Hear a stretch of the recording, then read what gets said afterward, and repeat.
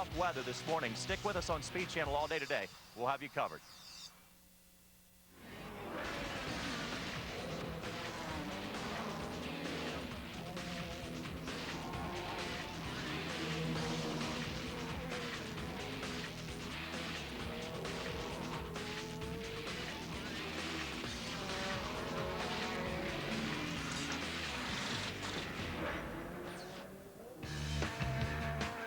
It was on the 1st and 2nd of April on the circuit of Le Castellet in the south of France. A meeting of 32 hours of testing for the competitors in the Le Mans Endurance Series.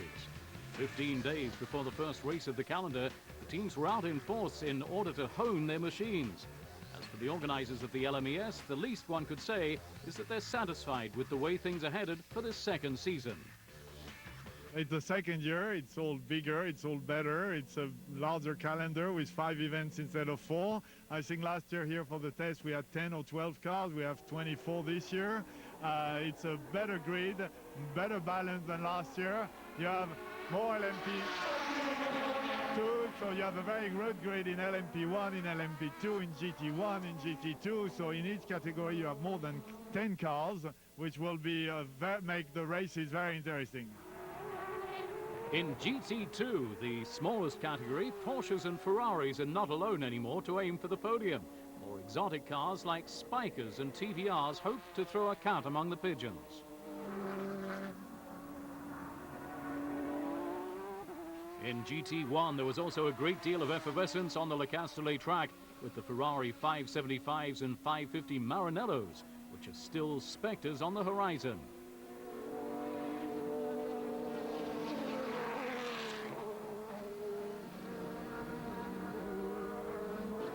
There's also a battle in prospect in LMP2 with a beautiful bagload of carriages powered by Judd, Ford and Mechachrome, but also the MGs and Lolas.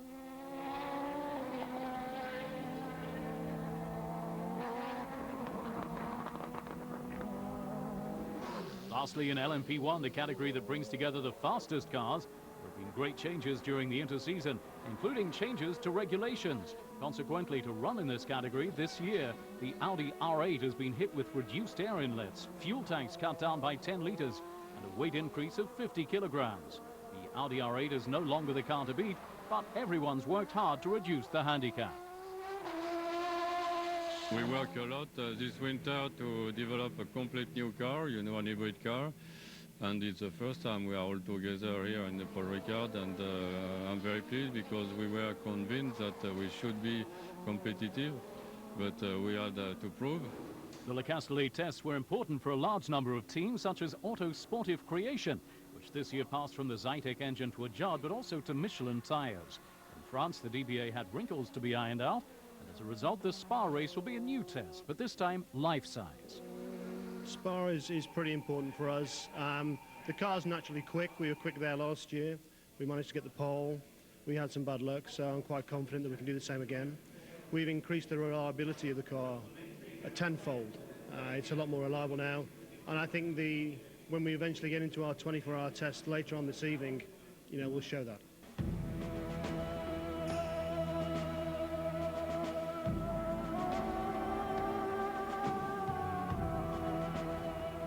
In the evening, on a fresher track, it's Jonathan Cochet with the Courage C60 Hybrid that signs the best time of this test meeting at Le Castellet. But things will really start to get serious in Spa with the 1,000-kilometer race.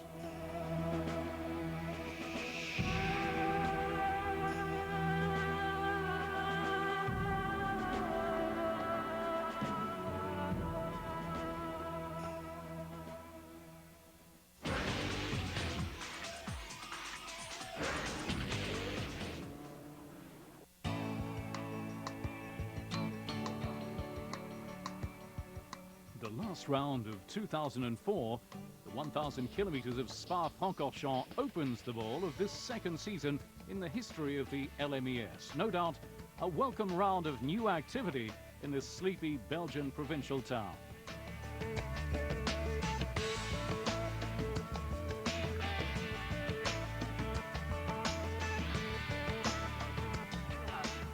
Welcome to Spa-Francorchamps, the sunny Belgium weather. for the 1000K of Spa. This time it's the 16th and 17th of April that the Protos and GTs come to lay rubber in the Belgian Ardennes at Francorchamps. In April, the weather here is, to say the very least, unstable. In a few minutes, the sky can go from overcast to blue or vice versa. It can rain on one section of the track, while the remainder of the bitumen remains dry and short. Here in Spa, the weather is puzzling. For all the first laps of the season, the sky was clement, giving the drivers a dry track.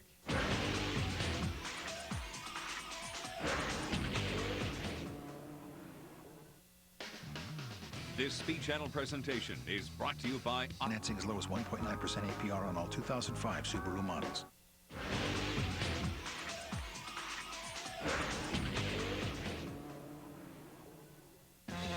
In LMES, there are 4 categories of cars. Before starting this 2005 season, let's clarify certain points that will facilitate our understanding of the race. On the one hand, there are the prototypes, cars imagined in the heads of engineers and starting from a blank drawing board. In LMES, we find 2 types of protos, LMP1 and LMP2.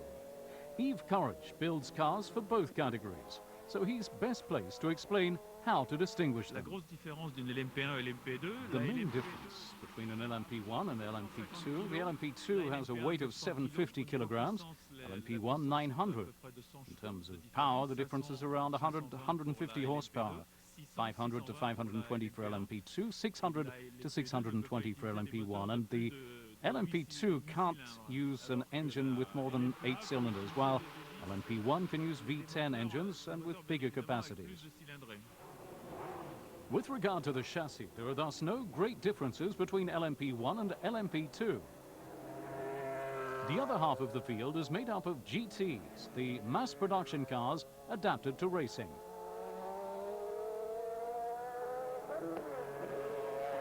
The engine has got the block and the main parts of the road car engine, so they actually remain the same, but it's tuned as a real race car engine. In GT1, carbon brakes and traction control are authorized. In their spirit of design, these cars approach the Protos, which are not at all the case of the GT2s, which are very close to production models. We're production based. We have to maintain a lot of the original components like the suspension, even the geometry has to be closer. There's smaller effects on aerodynamics, just tighter regulations to what we can change to gain the performance. Even we're running on steel discs, not carbon brake pads or carbon brake discs. To identify the cars more easily, the numbers of the LMP1 and GT1 are red, while in LMP2 and GT2 they're black. To distinguish them even better, we identified them by different on-screen key colors: red for LMP1, purple for LMP2, blue for GT1, and finally green for GT2.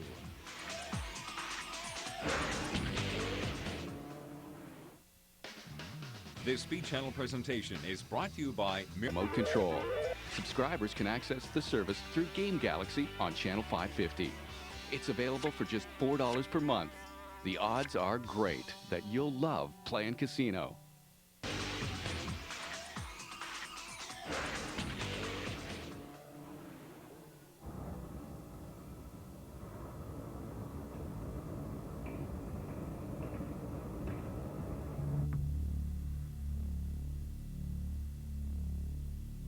A veritable deluge came down on Spa-Francorchamps on the Saturday afternoon.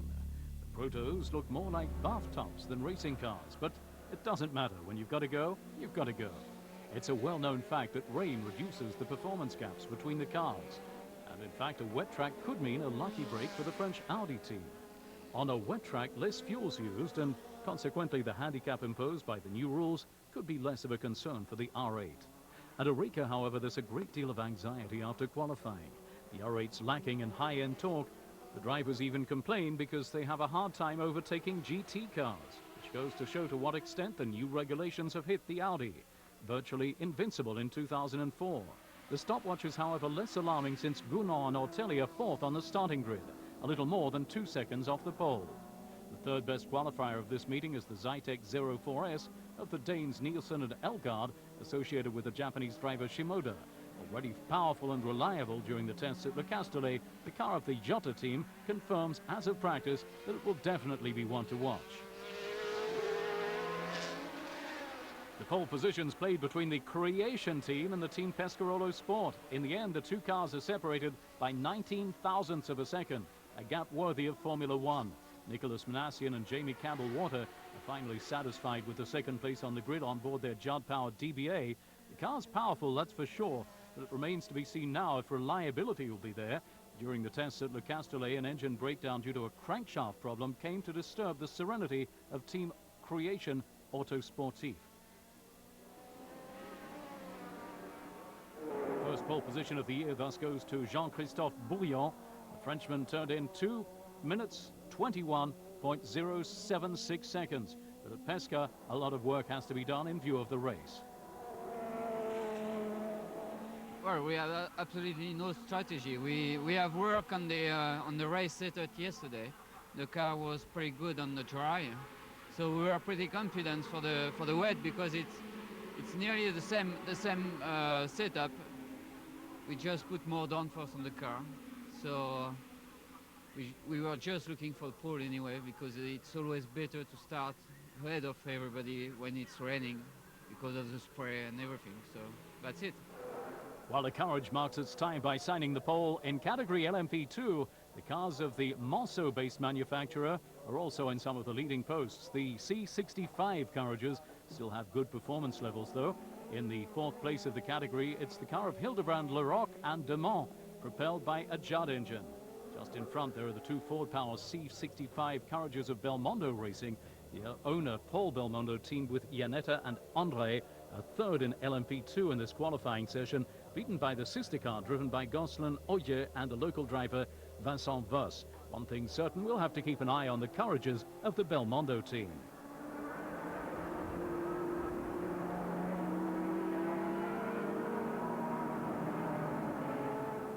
In fact, only one car was faster than the leading Courages in LMP2.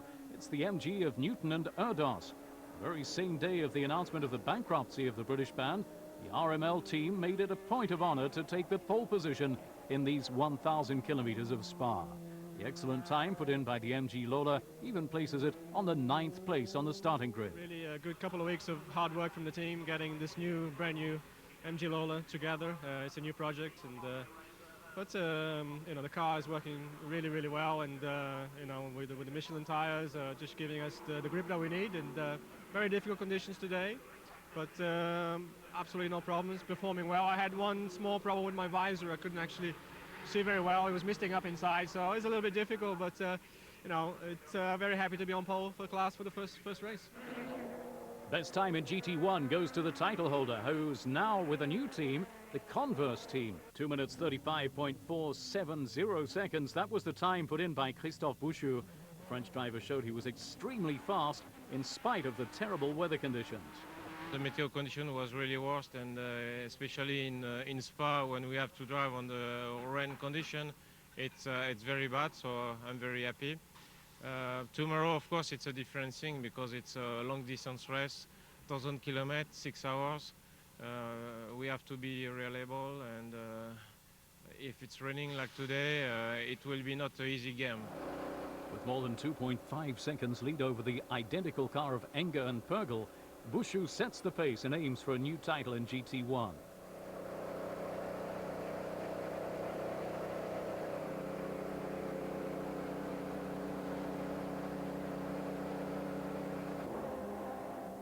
The fight in GT1 between the Ferraris is likely, however, to be arbitrated by the two Saleen S7Rs. The fastest, that of Bobby Roberti and Lemeray, is classified third in the GT1 class in this qualifying.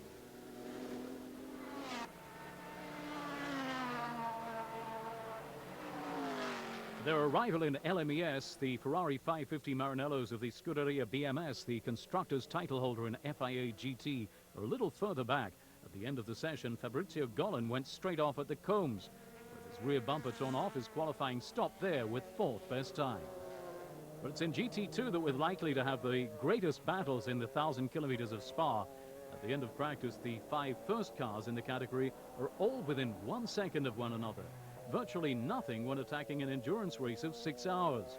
The two fastest cars are both Porsche 996s. Sugden and Cocker are fastest in front of Barazzi and Vergers. Hot on the heels of the Germans, the Ferrari Modena of the Scuderia Ecos, driven by Kirkcaldy and Kinch. The excellent news is the good performance of the TVR Tuscan. The English are not out there just as bystanders. And in the race, it's worth betting that Hughes, Kane and Tomlinson will aim for the podium in GT2. In this category, the race tactics are more important, and the highly experienced Tim Sugden has already thought it out. The idea is we start Jonathan. Jonathan will do a single stint, maybe even a double stint, and then we'll just see where we are. But I think this race is going to be all about being there at the end, and we've certainly got a good enough car. The team are working very well. We're a little bit short on running, so we're not going to try and wring its neck for every lap of 6 hours, and you know, hopefully be there in the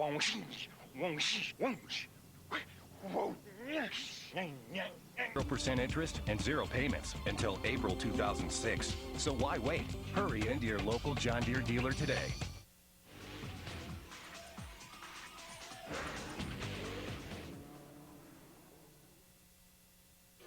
It's Sunday, and one can't really say that the weather's more lenient. It's still raining over the region, and the sky is literally sitting on the track. That's no problem, even if 2 support races were cancelled. The 1,000 kilometers of Spa will indeed take place as scheduled. On the starting grid, it's umbrellas and wet weather gear. 47 cars are thus aligned on the starting grid of this first race of the year. At midday, the pace car leads the cars for an extremely important warm-up lap. Given the weather conditions, the track changes from minute to minute. And for the drivers, this warm-up is like a reconnaissance mission.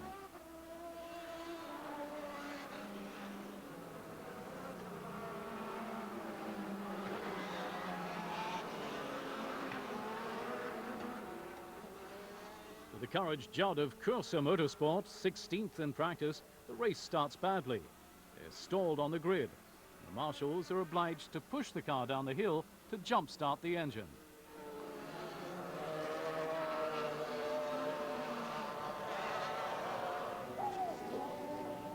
So as they prepare to line up for this first starting grid of the year, it's the Pescarolo Judd in pole position with 19 thousandths of a second gap to the DBA number 7 of Manassian and Campbell Water. Third time for the Zytek of Shimoda, Nielsen and Elgard. In fourth place, it's the French Audi. In LMP2, here are the standings from practice with the MG Lola, which was fastest in 2:28.349. Just behind is the Ford Turbo Courage of Belmondo Racing, driven by the Belgian Vincent Voss. The other Courage of Belmondo Racing is third. In the GT1 class, the Ferraris are still the fastest.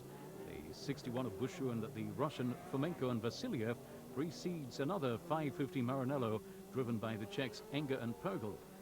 Third car qualified in GT1 is the Celine, number 66, driven by the trio of Bobby, Roberti and Lemery. Then come the 2 Ferraris of the Scuderia Italia BMS, and the only Viper in the race engaged by Belmondo Racing. Finally, the 6th fastest in the GT2 category, the Porsche of Sugden and Cocker, have the best time in front of the car of Barazzi and Vergers. Then come the Ferrari Modena from the Scuderia Ecos. In 4th position, the TVR from the Team LMT. The pace car arrives at La Source hairpin and disappears from the front of the pack. It's Jean-Christophe Bouillon who leads along in the descent towards Eau Rouge, and they're off for 1,000 kilometers or 144 laps of the circuit of Francorchamps, or 6 hours of racing.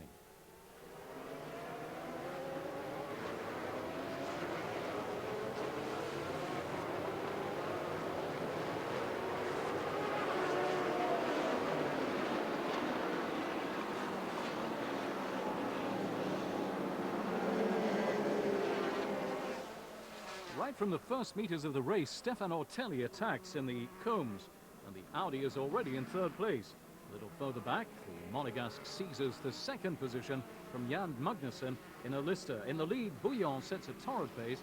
The Pescarolo, starting from pole, has the intention of leading the dance and imposing the pace.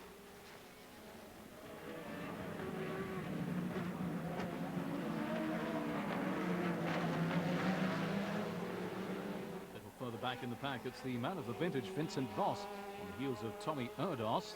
The MG Lola and the Belmondo Courage begin a great battle. Initially, it's the Belgian who takes the upper hand, but Voss knows Francorchamps like the palm of his hand will eventually buckle under against the Brazilian in the MG. The Belmondo Courage heads for open water in real terms. After only 37 minutes of racing, Vincent is in the pits. The water is causing electrical problems.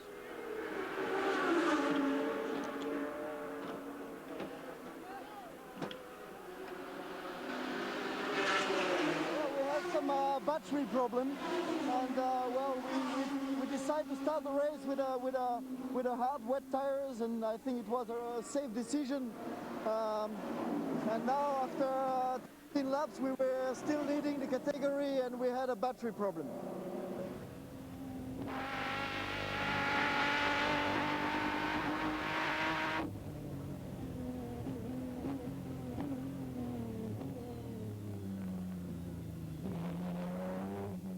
There's also a beautiful battle between Bouchou and Enger for the first position in GT1 in this early part of the race. Two Ferrari 550 Maranellos being driven exceptionally well and neck.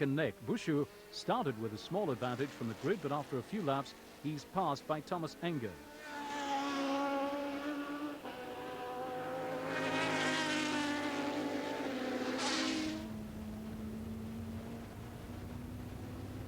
In GT2, the Porsche of Sugden doesn't stay in the lead of the category for very long.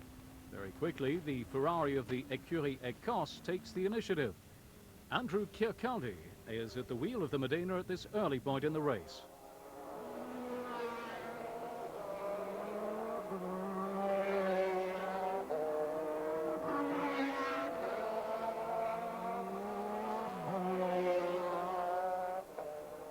The best cars of GT2 run nearly 20 seconds slower than the LMP1s, and consequently the leaders are in the traffic as of the 10th lap. With this fog, passing the tail enders is a perilous exercise, and Stefan Ortelli will realize this in the braking at the chicane. On the inside, he can't avoid the contact with the Porsche of Sylvain Noël. Highly fortunately, this spectacular tangle is without gravity for either of the two drivers or their cars. Hi, Greg White here. Next Tuesday, get your two-wheel fixed at 8 o'clock. We start off with the wildest rides on America. As we approach the end of the first hour of racing, the Pescarolo with Bouillon at the wheel still leads in front of the Audi of Ortelli and the DBA of Manassian. The track starts to drain, and the moment is strategic at the time of the refueling. It's essential to choose the most adequate tires. Rain tires are no longer efficient. And the choice between slicks and recut slicks, it's the latter which are chosen at Pescarolo, and it's a prudent option.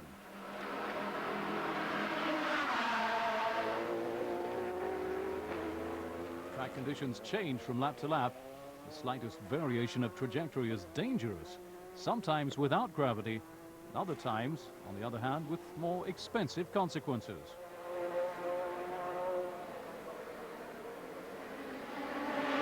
Peter Kutermann once again loses control of his Ferrari and smashes into the Zytek of Kurosawa. The accident is of an extreme violence. A few moments later, the worst is avoided when Thomas Enger, at the same place, crashes his Ferrari along with the Porsche of Barazzi.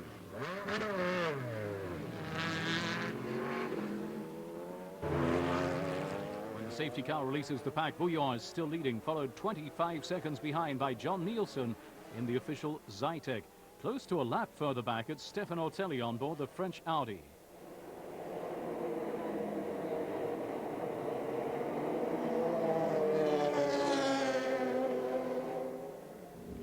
In LMP2, it's the Belmondo camp that the pit stops are managed best, with the Courage number 37 with Didier André at the wheel, leading the category and 5th in general standings. On the other hand, for the adversaries from MG Lola, things are turning sour. The car is immobilized on the side of the track at Blanchimont, as from this moment the race for number 25 will be summarized as a long-distance cross-bearing run, which will take them to the finish, but very far from what was hoped for. We're in the pits with Phil Barker, the team manager of the RML team. Phil, what happened out there? Yeah, we're not too sure at the moment. He's cut out on the track and that. We've lost communications with him, so we're a bit in the dark to what to do at the moment. Okay, now the car was going exceptionally well. This must be extremely disappointing. Yeah, extremely disappointed, but yeah, there's still a long way to go. We're quite hopeful that we'll get him back and we should be able to rectify it and carry on. Okay, Phil, thanks very much. Thank you. Decidedly, problems follow on one after the other in this chopping and changing race. This time, it's the Porsche of Daniels, which is immobilized right in the middle of the circuit, following a very violent exit from the track.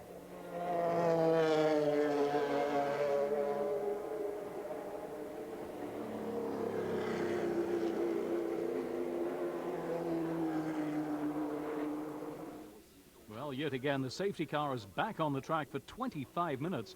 The Lister comes back into the pits. This time, it's not for refueling, but quite simply to retire from the race. We had a bit of a collision. Somebody hit us up the back, and since then we had some gearbox issues, and I think that manifests itself into a failure of the gearbox. Nothing I can do. Lawrence, thanks very much.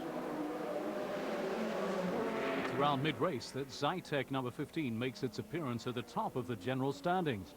At the wheel since the start, the highly experienced John Nielsen doesn't make the slightest driving error. He passes over a car in a perfect condition to his Japanese teammate Shimoda, who preserves the car without too much difficulty among the forward stations.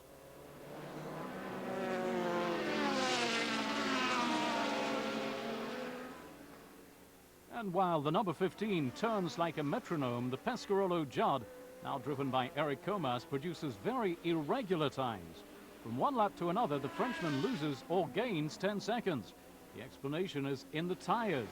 Comas is wearing slicks, and as soon as he leaves the trajectory to overtake a car, his tires cool and don't stick anymore, which makes him waste a lot of valuable time.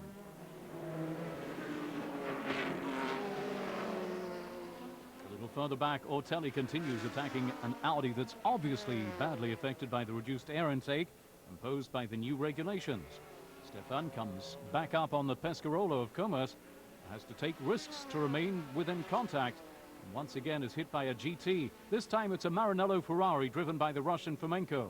Under the eyes of the Bibendum, the Audi loses 20 good seconds before extracting itself from this situation and the contact with Eric Comas. Fourth overall, the DBA Judd of Manassian and Campbell Walter produces very interesting times, and on several occasions even beats the lap record. But the first pace car intervened at the bad time for the team, setting the car one lap behind, which is too significant to be part of the fight for the lead.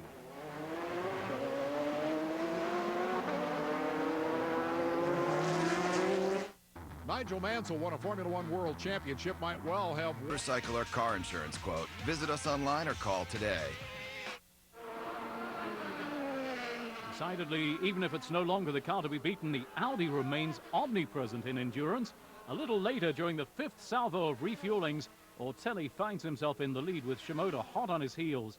The two boys will come to blows several laps before Stefan takes his turn to head into the pits. After 4 hours spent behind the wheel, Stefan Ortelli passes the relay to Jean-Marc Gounon.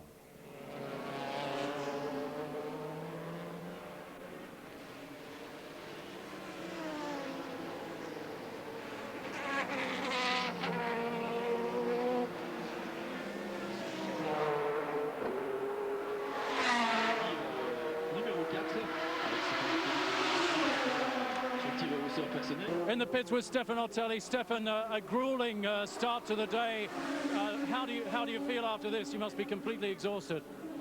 It's not really physically because it's slippery, so you don't really get used physically, but mentally it's a very difficult condition. We are in Belgium, we are in Spa, and it's not surprising me, but it's so bloody difficult to overtake. The visibility is very bad as well, so we had many problems. And I had to take a lot of risks to overtake the slower cars, and sometimes I did have problems. I think today it's a race I love, but it's also the best practice for Le Mans 24 Hours. Let's take stock of the situation in LMP2 now, with the leading car since the second hour of racing immobilized in its box. The car of Paul Belmondo, like several Couragers during this weekend, is experiencing serious starter problems, but loses the first place of LMP2. Consequently, it's the Lola AER number 39 which points the end of its carbon muzzle into the first place of the category.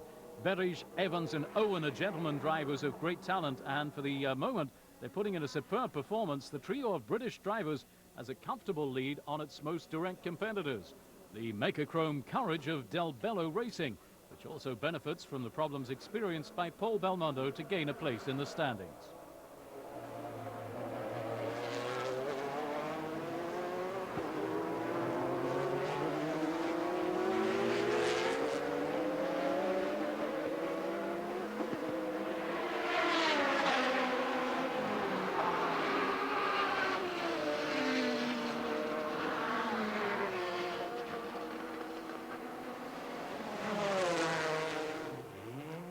GT1, Scuderia Italia BMS is having mixed fortunes, with first of all Bartian, who goes straight off at La Source before getting back out onto the track again. On the other hand, the other car of the team's leading the category and is 10th overall. The Italian team is champion in title in FIA GT. And after having won everything, the title and the 24 Hours of Spa in this category, they attack the LMES this year with, of course, the ambition to take the crown in GT1. And for the moment, they're off to a promising start. All the more so as the Ferrari of Bushu and the Russians Fomenko and Vasiliev is a long way behind and won't be able to get back up to regularity.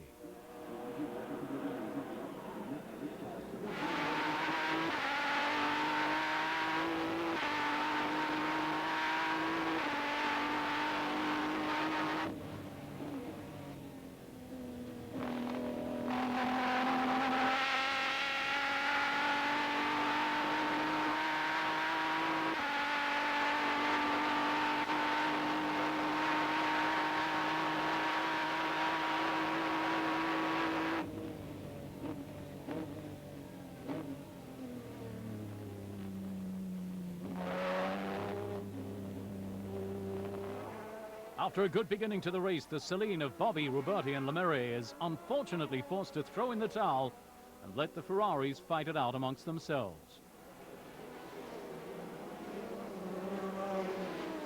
While the Ferraris are in the top places in GT1, in GT2 it's the reverse situation. The Modenas of the leaders multiply their errors and even flirt with the wall of tyres. In short, the victory which was looming on the horizon flies away.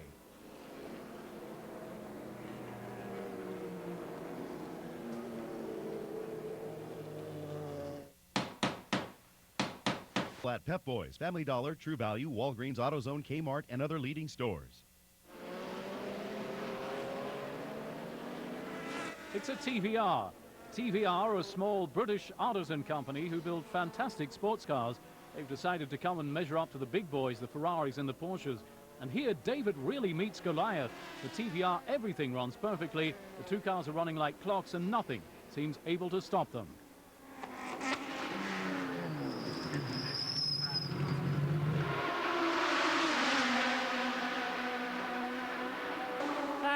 I take it you're asking me how things were. Yeah, I was a little bit unfortunate to get forced off by a car that had spun after getting the lead. So that cost us around 35 seconds, and I had to try and make that back up again. So yeah, I mean the car's very good. I think it was the right decision to just put fuel in at the last stop. But the tires are absolutely knackered now, so they won't be doing much more, I don't think. Refueling for the leader, Shimoda, who brings back to the pits as Zytek in perfect state. He yields his place to Kasper Elgaard. Certain scandalmongers insinuate that Kasper is slower than his teammate. Others undoubtedly hope to be able to benefit from this to make up their lost time. But very quickly, the Dane shows his colors, running lap times similar to those of his teammates. Zytek's in orbit with a view to the finish, and one gets the impression that there's not much that could stop it.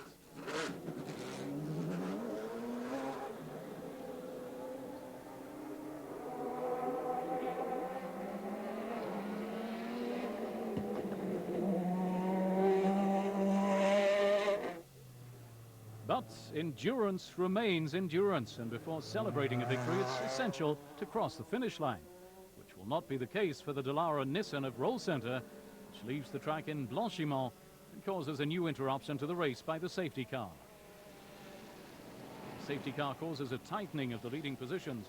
Jean-Marc Gounon, who's on board the Oreca Audi, he's now in the second place overall, less than 10 seconds off the leader. An ideal position that the crafty Hugues de Schonack has the intention of exploiting.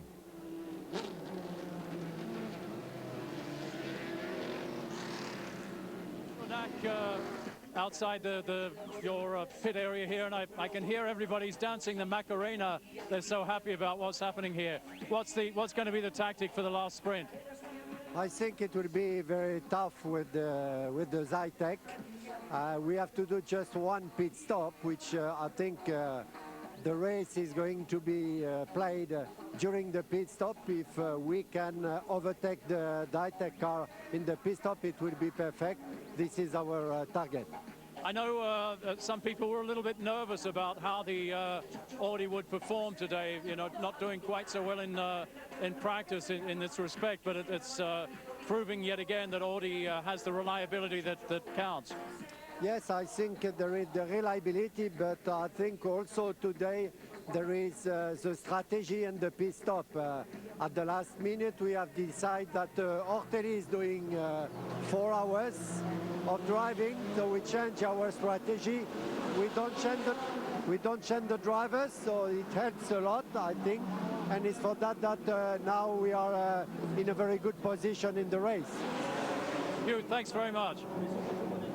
The owner of Arica hardly finishes his sentence when he's in for a cold shower. Hi, Greg White here. Next Tuesday, get your two-wheel fix. Pay-per-view provider to order. Is the light at the end of the tunnel an oncoming train? The interruption by the safety car lasts 40 minutes, and when the green flag's presented to the drivers, there's 3/4 of an hour's racing left to run.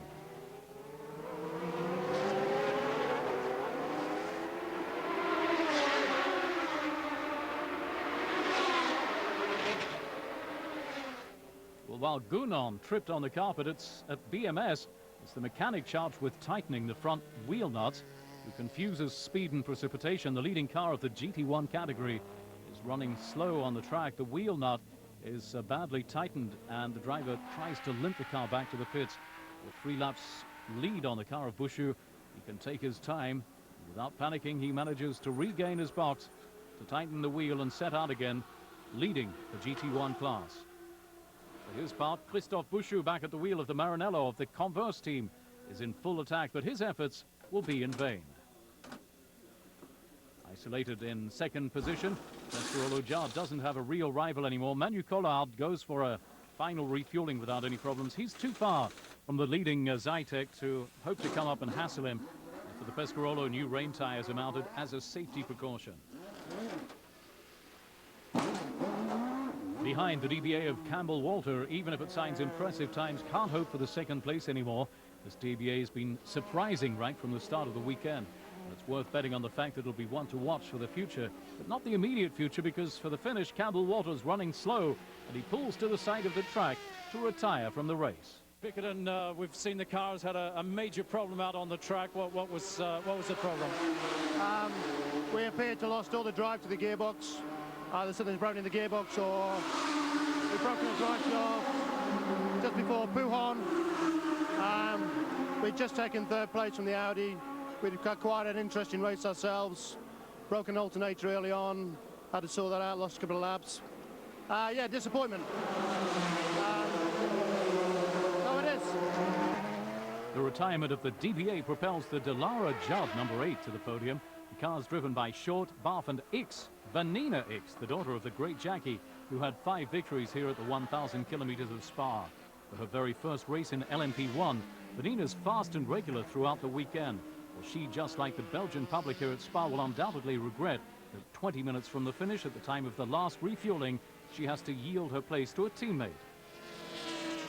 Vanina X just out of the car, not too far from the end of this event. How did it feel out there today? It was very intense. Didn't know how the weather was going to be like. Rain, dry, a lot of mist, many crashes.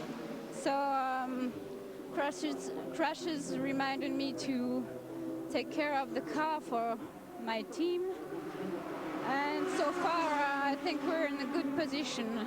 Okay. You look very tired. Is this why you've come out of the car at this point? No, I just finished my stint. No, I'm not tired. I'm just still concentrated because the end is not far. And I heard we were in 3rd position. I hope we will keep it. Just behind the roll center de Lara is the new Dome, powered by a Mugen engine. The car was very discreet during the entire race, and its Japanese crew multiplied the excursions off the track. But they're fourth placed at the finish without great panache. At the end of the 6 hours of racing, the TVR Tuscan signs a resounding double-header in GT2 in front of the Porsche of Sequel Motorsports.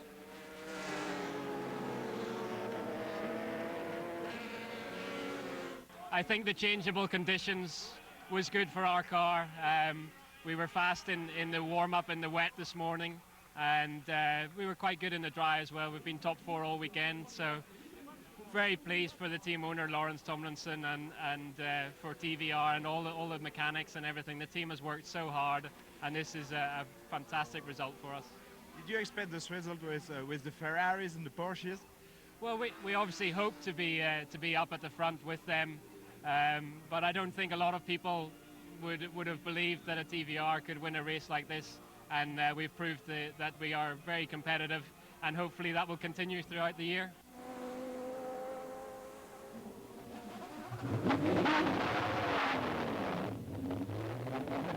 In a last-ditch struggle, Christophe Bouchou will try to come back up on the Ferrari of the Scuderia Italia, but in vain as the Reds win their very first race in ELMS. Better still, BMS drivers flood the podium in GT1. The victory goes to Cressoni, Ramos and Golan, with third place for Pescatori, Batian and Sila.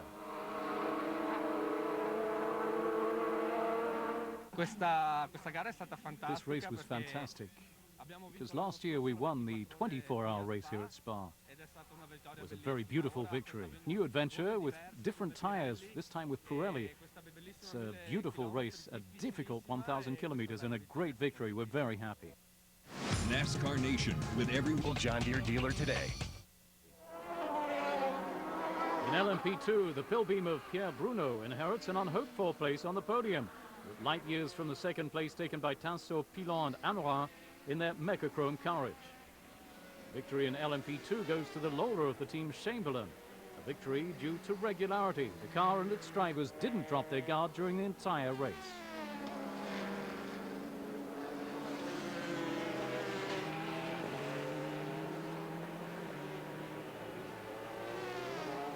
It was very wet, very cool, very foggy, but fantastic to be at Spa. Great championship. We're looking forward to the rest of the year. We're looking forward to Le Mans. And the LMS is just the best way to go racing, really. Lastly, the victory on scratch goes to the Zytek number 15, a perfect race on the part of Elgaard, Shimoda and Nielsen. Up against the Audi and very competitive Courages, no one really expected the Zytek to be first past the checkered flag for this first race of the season.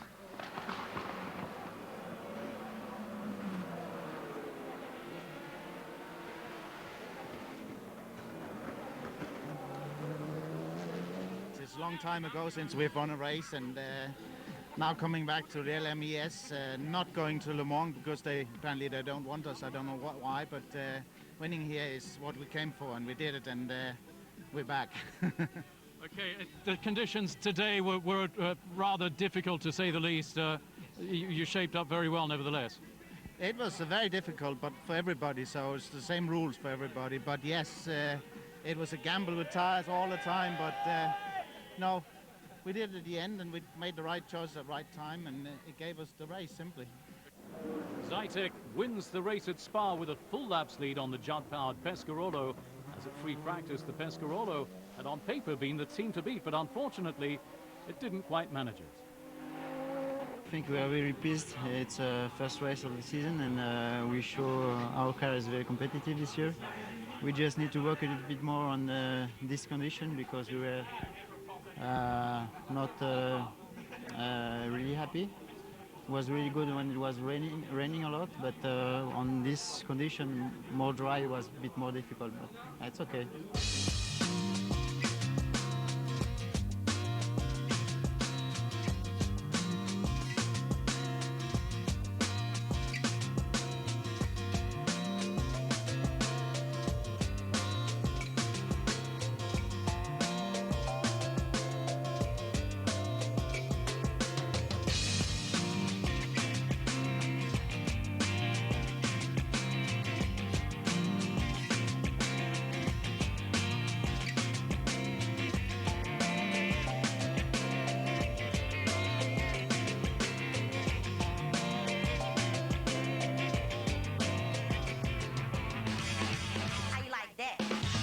next race for the majority of the actors at the LMES is, of course, the 24 Hours of Le Mans in June.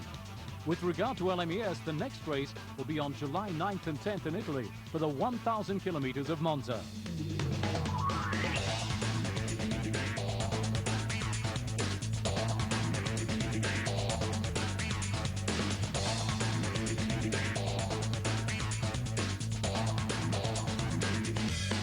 How you like that?